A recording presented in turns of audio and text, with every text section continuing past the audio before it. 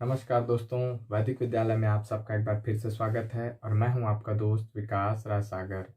दोस्तों, आज के वीडियो में हम बात करेंगे कि दो भिन्न संख्याओं के बीच हम और भिन्न संख्याएं कैसे प्राप्त कर सकते हैं और साथ ही साथ शांत और अशांत दशमलव क्या होते हैं इसके बारे में चर्चा करेंगे।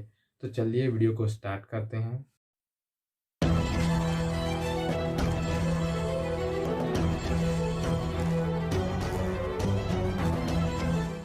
तो चलिए हम दो संख्याएं ले लेते हैं, 7/8 और 2/3। इन दोनों भिन्न संख्याओं के बीच हमको और भिन्न संख्याएं निकालनी है। तो ऐसा करने के लिए हम क्या करते हैं, सबसे पहले जो संख्याएं हर में हैं, यहाँ पर 8 और यहाँ पर 3, इन दोनों का लघुत्तम निकालेंगे।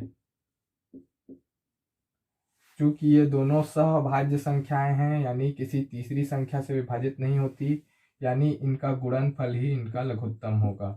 यानी 8 तिया 24 जो है इसका लघुत्तम होगा। तो यहाँ पर हम 24 लिख देंगे।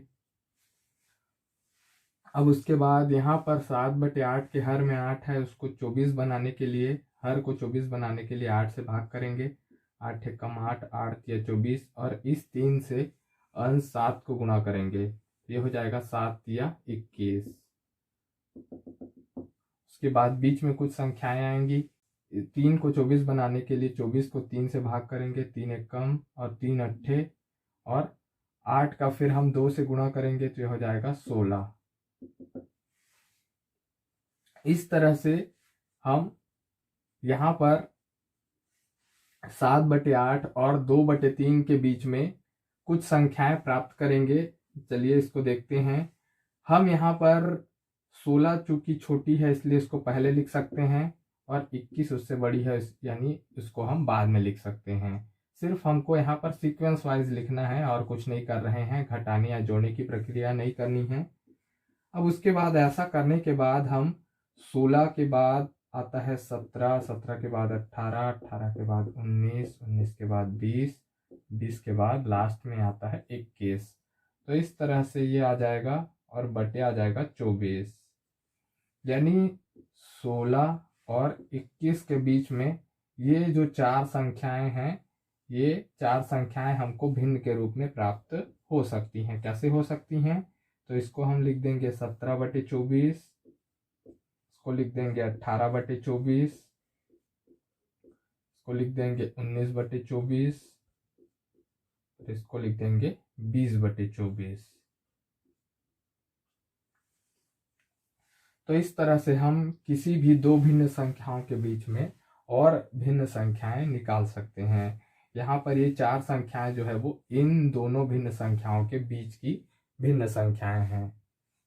आप चाहें तो यहाँ पर इनको तुल्य भिन्न के रूप में बदल करके और इनके बीच और बहुत सारी संख्याएं निकाल सकते हैं।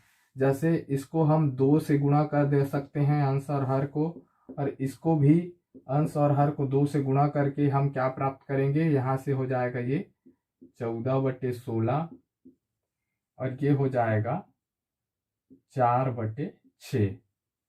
अब उसके बाद 14/16 और 4/6 का अगर हम यहाँ से लघुत्तम निकालेंगे तो लघुत्तम थोड़ा बड़ा आएगा। ठीक है, चलिए निकाल करके देखते हैं।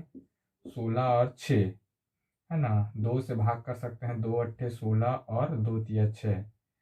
अब इसका एलसीएम आ जाएगा 8 तिया 24, 24 दूनी 48 है ना। तो नीचे में आ जाएगा 48 हर में, और ऊपर में इसी तरह से इसको मल्टीप्लाई करने से कुछ कुछ आएगा। यानी इसके बीच हम और अधिक संख्याएं निकाल सकते हैं।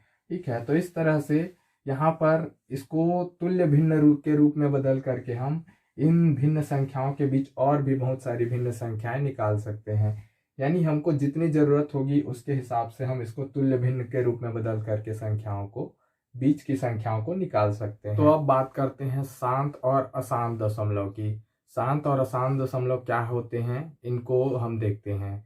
तो दोस्तों, शांत दशमलव वो दशमलव होते हैं जिनमें भिन्न संख्याओं को हल करने पर वो दशमलव के 2 अंकों के बाद या फिर 3 अंकों के बाद पूरी तरह से विभाजित हो जाते हैं और आगे हमको भाग करने की जरूरत नहीं पड़ती।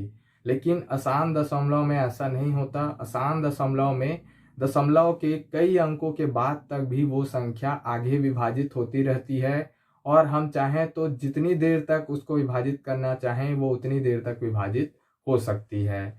तो इस तरह की संख्याओं को या फिर भिन्नों को हम अशांत भिन्न या अशांत परिमेय संख्याएं कहते हैं। अशांत भिन्न या अशांत परिमेय संख्याएं दो प्रकार की होती हैं, अशांत आवर्ती भिन्न और अशांत अनावर्ती भिन्न। अशांत आवर्ती भिन्न उस तरह के भिन्न होते हैं जिनमें दशमलव के कुछ अंकों के बाद कुछ संख्याएं रिपीट होती चली जाती हैं। ठीक है, एक या दो अंक के बाद कुछ संख्याएं हमको दिखेंगी जो रिपीट होती जा रही हैं लगातार। तो उस तरह की जो भिन्न होती हैं उनको अशांत आवर्ती भिन्न या अशांत आवर्ती परिमेय संख्याएं कहा जाता है। जबकि कुछ संख्याएं ऐसी होती हैं जिनमें दशमलव के आगे अगर हम देखें, है ना, तो हमको संख्याएं उस तरह की मिलती हैं जो रिपीट नहीं होती हैं, बल्कि अलग अलग तरह की संख्याएं मिलती हैं। हमको किसी तरह का प्रॉपर पैटर्न नहीं दिखाई देता, यानी अलग अलग तरह की संख्याएं हमको एक के बाद एक मिलती जाएंगी। तो उस तरह की संख्या को हम अशांत अनावर्ती भिन्न या अशांत अनावर्ती परिमेय संख्या कहते हैं। चलिए इनको हम उदाहरण के जरिए आसानी से समझते हैं। तो पहला उदाहरण लेते हैं शांत दशमलव का। शांत दशमलव का उदाहरण ऐसी नॉर्मली कोई भी एक उदाहरण लिया जा सकता है, जैसे 7/4। अब 7/4 को हम हल करके देखेंगे। ठीक है, भाग विधि से मैं हल करता हूं ताकि आपको अच्छे से समझ में आए। यहाँ पर 4 भाजक है और 7 जो है वो भाज्य है। अब 4 से हमको 7 को विभाजित करना है, तो एक बार जाएगा, 4 एकम 4, 3 बच जाएगा। अब आगे और हल करने के लिए क्या करेंगे, दशमलव लगा देंगे। दशमलव लगाने से 3 जो है वो 30 बन जाएगा। अब उसके बाद क्या करेंगे, 4 7 28, इस तरह से इसको घटाएंगे। इसको भी घटाए थे, इसको भी घटाएंगे। 30 में से 28 घटाएंगे तो 2 शेष बचेगा। अब उसके बाद फिर आगे भाग करने के लिए हम क्या करेंगे, दशमलव लगा लिए हैं इसलिए क्या करेंगे, शून्य आगे बढ़ा देंगे। अब उसके बाद 4 पंचे 20, इस तरह से 20 से 20 कैंसल हो जाएगा। यानी आगे अब और हमको भाग करने की जरूरत नहीं है।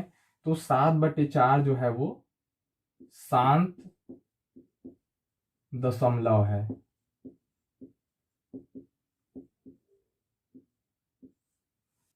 यानी 7/4 जो है वो शांत दशमलव का एक उदाहरण है। इसके बाद हम देखते हैं अशांत आवर्ती दशमलव।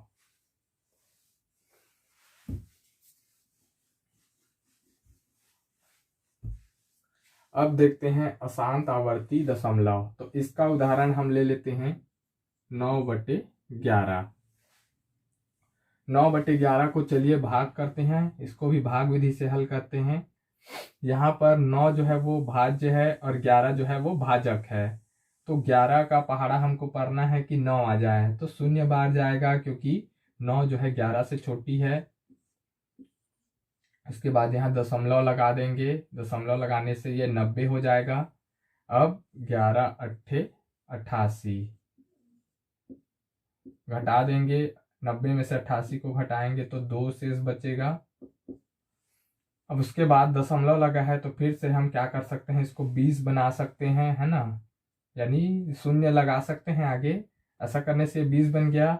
अब फिर से भाग कर सकते हैं, तो 11 एकम 11। अब उसके बाद फिर से इसको घटाते हैं तो 20 में से 11 गया तो कितना बचेगा, 9 बचेगा।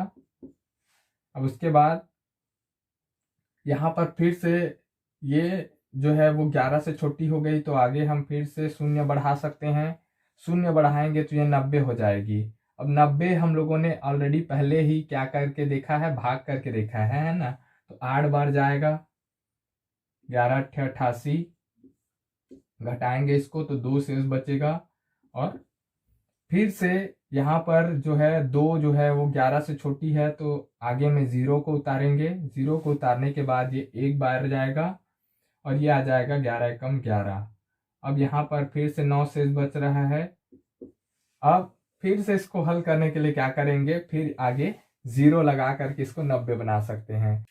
तो यहाँ हम देख सकते हैं कि 0 के बाद हमको जो संख्याएं मिल रही हैं वो रिपीट होती हुई मिल रही हैं। 8 1 8 1 8 1 इस तरह से लगातार हमको रिपीट में संख्याएं मिलती जाएंगी।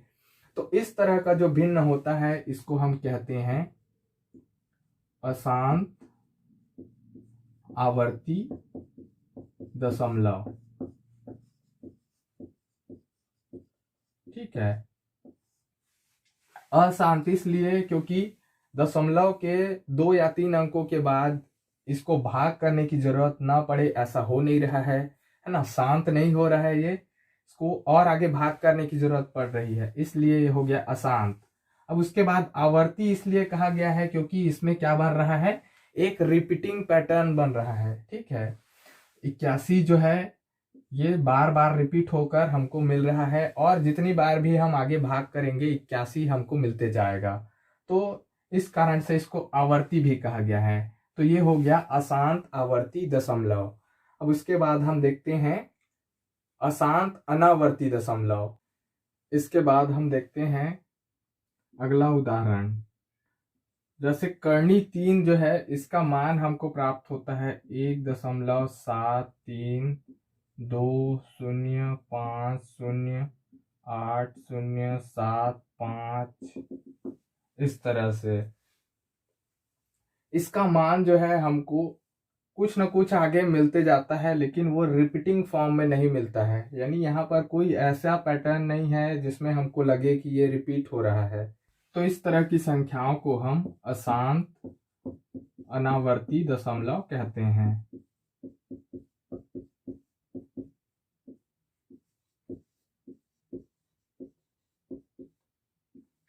अशांत अनावर्ती दशमलव कहने का कारण क्या है इसको मैं फिर से बता देता हूं। अशांत इसलिए कहते हैं क्योंकि दशमलव के 3 या 4 अंकों तक ये संख्या जो है पूरी तरह से विभाजित हो जाए, ऐसा नहीं होता है, हमको और आगे कुछ न कुछ मान प्राप्त हो ही रहा है, इसलिए ये अशांत है। अनावर्ती इसलिए कहा गया है कि इससे पहले जैसे हम लोगों ने देखा था आवर्ती, जिसमें हमको कुछ न कुछ रिपीटिंग फॉर्म में मिल रहा था, कुछ न कुछ हमको फिर से रिपीट होते हुए दिख रहा था, लेकिन इसमें ऐसा कुछ भी नहीं हो रहा है, इसमें अलग अलग तरह की संख्याएं हमको मिल रही हैं। तो इस तरह से इसको क्या कहा जाता है, अनावर्ती। ठीक है, इस कारण से इसको अशांत अनावर्ती दशमलव कहा जाता है। इसमें सामान्यतः इस तरह की कर्णी वाली संख्याएं ही ज्यादा आती हैं। इसको और क्या कहते हैं इसको मैं अगले वीडियो में बताऊंगा। तो दोस्तों फिलहाल इस वीडियो में इतना ही। ये वीडियो आपको कैसा लगा कमेंट करके जरूर बताइएगा। वीडियो में कुछ भी आपको समझ में ना आया हो तो कमेंट जरूर कीजिएगा, ताकि उसका निराकरण मैं अगले वीडियो में कर सकूं। दोस्तों मेरे चैनल में नए हैं तो प्लीज़ चैनल को सब्सक्राइब कर लीजिएगा, साथ ही साथ बेल के आइकन पर भी क्लिक कर दीजिएगा, ताकि जब भी नई वीडियो अपलोड की जाए उनका नोटिफिकेशन आपको सबसे पहले मिल सके। दोस्तों इससे अगले वीडियो में हम अलग अलग तरह की संख्याओं के बारे में जानेंगे, या मैं कहूँ तो संख्या पद्धति के बारे में जानेंगे, और साथ ही साथ आगे परिमेय और अपरिमेय संख्याएं क्या होती हैं, इनके बेसिक प्रॉपर्टीज क्या क्या होती हैं, इनके बारे में हम चर्चा करेंगे। तो दोस्तों आज के वीडियो में इतना ही, मिलते हैं अगले वीडियो में, तब तक के लिए जय हिंद।